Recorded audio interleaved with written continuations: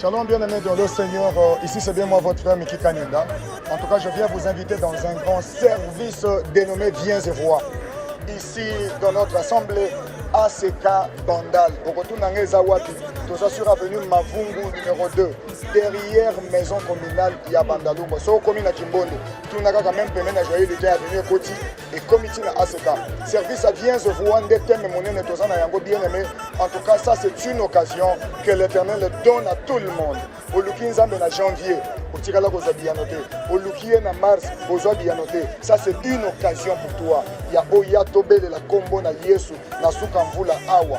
Na moment où Satan a tomboki bato bazokufa makambo zokwela bato ya ndenge na ndenge biso to yakobe la kombo à Jésus. Na mokanda Lévitique 15 je vois une femme à la perte de sang. Bible les autres elle avait tout vendu. Pona komi bikisa na maladie mais lokola mbongo répondaka na nyonso te. Nzambe kaka nda répondaka na nyonso. Voilà pourquoi akimele pa Yesu simbi elamba pa biki.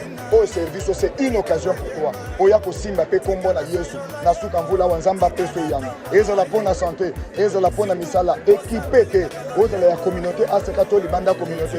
Service est service na yo.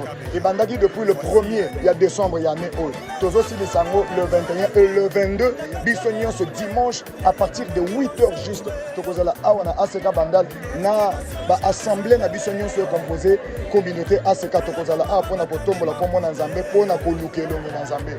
En tout cas nazo invité yo bengi sapé voisin toya koluka kombo na Yesu. En tout cas que Dieu vous bénisse. Merci.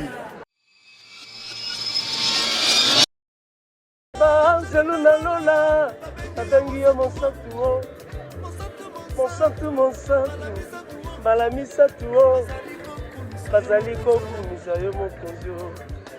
Na mbeta l'hôpital na bikisi ngai bolingo. Bien aimé, Nzamba za bolingo, pourquoi pas aussi ça en est en bon tête. Le rendez-vous pour le 22 décembre. Awa, na ACK Bandal. Na ACK Bandal. Quand un peu koyamba yo muto za na problème za na maladie moko zo tunisa za na problème ya mbongo ezate para ba ko fêter ndenge ni bien aimé yaka bien je vois ya komona penza ya komona le 22 avec l'homme de Dieu l'homme puissant notre père le papa avec Pascal Mukuna yaka mkola le 22 ko za jamais de choses za na problème za na passe za likamo moko bien aimé ya ba mamolo boko Nzamba sale na yo. Que Dieu vous bénisse.